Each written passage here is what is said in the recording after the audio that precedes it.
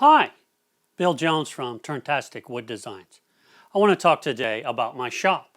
I've built it up over the course of several years, and I did it without breaking the bank. Now, woodworking, at least the way I do it, can involve a lot of big machines, and those machines can get really expensive. If you look at a lot of the YouTubers, a lot of the YouTube woodworkers, some of them have the very high-end tools, and that's great. And if you can afford that, they're a pleasure to use. But I'm a true believer in getting the best tool that your budget can stand. My problem is my budget can't stand very much. So I've been able to build a shop over the course of years where I didn't break the bank. You don't always have to have the top of the line tools to do top of the line work. Let me show you some of my tools, and maybe some of this will become a little less intimidating and inspire you to build a shop of your own. The table saw is the heart of any woodworking shop. The one I have is a contractor saw. It is a Grizzly G1022 SM, and I got it off Craigslist. You'll hear me say Craigslist again. It's a great source for finding things. It's not the top of the line saw, but it's a very good saw. It has a 1.5 horsepower motor, which is plenty for most of what I do. Occasionally, when I'm cutting a piece of very thick, like 3-inch white oak, something really hard and really thick, it will bog down. But even then, if I go nice and slow, take my time, it will cut it.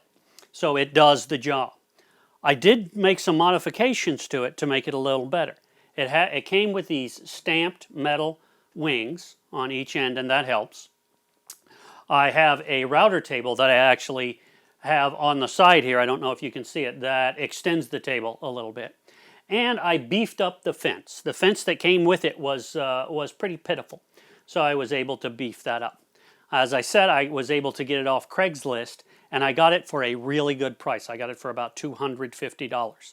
So that's a lot cheaper than you could get a new one for sure. So Craigslist is a great resource, and getting a table saw is a great first purchase if you're thinking about a shop. Now this item is an item I did buy new. I found it on sale at Lowe's. They had it for $300. That was a few years ago. But actually you can find one of these jointers for about that price or less, again, on Craigslist.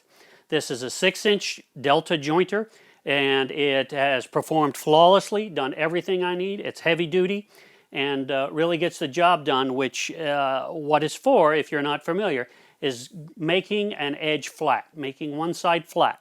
And if you're going to have a piece of wood that you wind up having square, you have to start by creating a flat side so that you can reference everything else off of it. So these are very helpful. I was fortunate enough to inherit this drill press from my father. He bought it at Harbor Freight. I want to talk about Harbor Freight for a minute.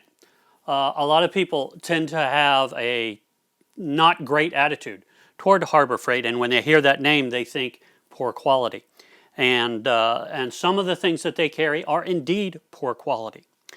However, they do have some things at Harbor Freight that are just real gems, that are real dandies. While this isn't a top-of-the-line drill press, and if I were using this for metal work, I think I would have worn it out by now.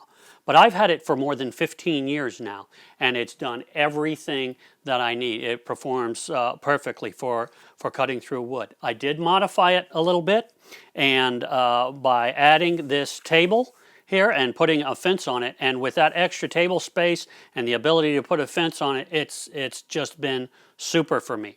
So don't be afraid of Harbor Freight. Check them out. Make sure you do your research first. But they have some things that are just real gems. Another thing that I got at Harbor Freight was this 2 horsepower dust collector. Now I've done 2 videos, one on how I put the dust collector together and another on how I did the ductwork. And you can see those on my channel. But this is probably the best thing that Harbor Freight sells. It is a really terrific tool, and if you modify it, especially if you modify it to be two-stage, it really works out well. And for $200, you just can't beat it. My planer came from Home Depot. It's their store brand. It's a 12-inch planer, and it is a little small. Sometimes when I'm pushing some really hard stuff like white oak or ash through, it pushes it to its limit. But it does work, and it does what I need. I've had it for almost 15 years now, and I got it for about $200. So I definitely have gotten my money's worth out of it, and I think it's going to last me for a long time to come. This lathe was a gift my father-in-law gave me. It is quite old. It was built either in the 40s or early 50s sometimes. It is an Atlas press, and it's got a half horsepower motor on it and does everything I need. I have occasionally bogged it down, but usually if I just slow down a little bit, it's not a big problem. This is a real gem. I'm very pleased to have this and to do turning on this. So thanks again to my father-in-law Jim for this gift. The chop saw was another thing that I was fortunate enough to inherit from my father. It is a Craftsman brand. It's an 8-inch, which is a little on the small side. And Craftsman is a name that's associated with not necessarily the best quality. However, I've had it for 15 years and been able to really have good luck with it. I did build this rather large cart to put it on so that I have some wings extended, and built this very obnoxious looking shroud around it to help with the dust collection. But I'm very happy with this, especially for the price, and it does everything I need. This bandsaw was another acquisition that I made through Craigslist. Actually, I searched on Craigslist for quite a long time, checked every day for quite a long time until I found this guy, a nice Delta 14-inch bandsaw, and was able to get it locally here for $75, which is just an outstanding price. So I was real fortunate to find that bargain. And again, this has got a half-horse motor and has done everything I've asked of it. On my sanding station, I have a disc sander and an oscillating spindle sander. I did purchase both of these new. The disc sander came from Harbor Freight. Another one of those things that is a gem at Harbor Freight that they have for a low price. That is a very good tool. The aluminum table on it is not the best, but the operation of the machine is just fantastic. It's well balanced and it does a terrific job. The oscillating spindle sander I got from Grizzly, and it also does a great job. And I was able to get both of these for about $100 each on sale. And this is my latest acquisition. It's a 16 by 32 inch drum sander from Performax. Performax a few years ago was bought out by Jet. So if you go to buy this model today, you'd buy the Jet model, but it's the same tool actually.